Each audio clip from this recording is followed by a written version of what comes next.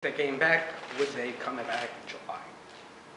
Sorry? If the firefighters came back, would they come back in July? I can't answer that right now. Can't answer that. How is all this affecting the work in your practice, your job? It's like I got kidnapped. It's like I got kidnapped. And luckily, I mean, the people I work with is a small firm. It's like a family. When I was sick, I was basically, although I kept coming to council meetings, I couldn't go to court. I couldn't, go to a deposition. And I tried my best to be of some usefulness, and I talked to other people who've been sick. You get this feeling like you have no value, and they continue to value me. So I have a lot of loyalty to them, and they've been very supportive of this. I mean, I was having lunch with them when I got that call that I just mentioned, and they saw the stunned look on my face, and the partner turned to me and said, "Finish your lunch, go home and put on a suit." And I was in the kind of mode that it was like I needed to be programmed, I needed to be programmed to need programming. So yeah, I mean, they're understanding, and I'm going to try and meet with them. And I have obligations on certain cases I'll have to meet, but this is it. This is going to be my primary focus. Based on what you now see inside the mayor's office, are you satisfied with the city's financial condition? Well, it's the same as before. I mean, yes, I'm satisfied with the city's financial condition, but we are facing challenges like every municipality is, and this is most likely going to be another tough budget year. And then what we see after that is a much better situation. So we've worked hard to keep the services together and try and keep the taxes moderate, and we're going to continue to do that. Have you learned any things just in the past, being in there in the past couple of days, that you did not know sitting out here as a council person? Oh, there's like a little secret room off the mayor's office that I configure no utility for. It's like I can show it to you. It's like this little room. I don't know what it's for. I now know the little code to get myself into behind the door. The scheduling is crazy. It's I'm learning, and Karen and Teresa are wonderful. I think they understand how to schedule me better than I ever would, because I'm just saying yes to everyone, and they're actually putting people in for different time slots, which is really helpful to me. I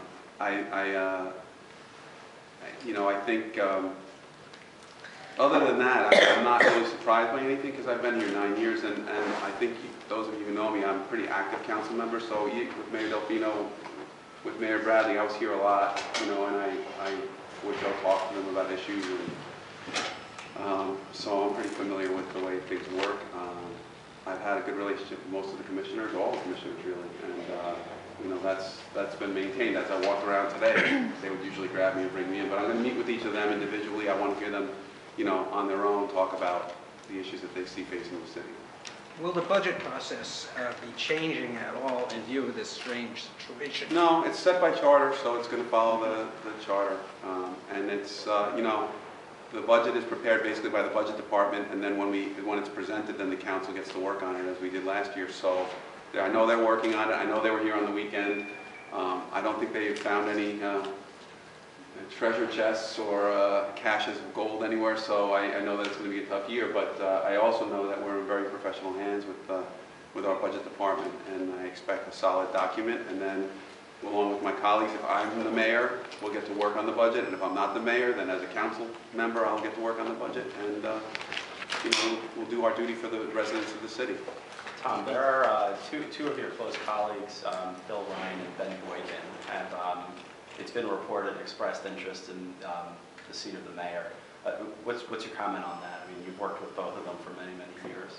You're right. They're both friends of mine, and it's everyone has a right to obviously to try and run for the office. And I believe everyone's interviewed with the nominating committee, and we're waiting for their recommendation.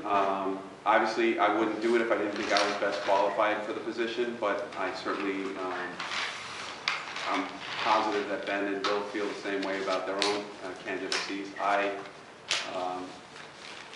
think I've been on the council more than 9 years. I think I've been active in the community outside of politics, so I know people from all walks of life, in the schools, and the Cub Scouts, Little League, everything.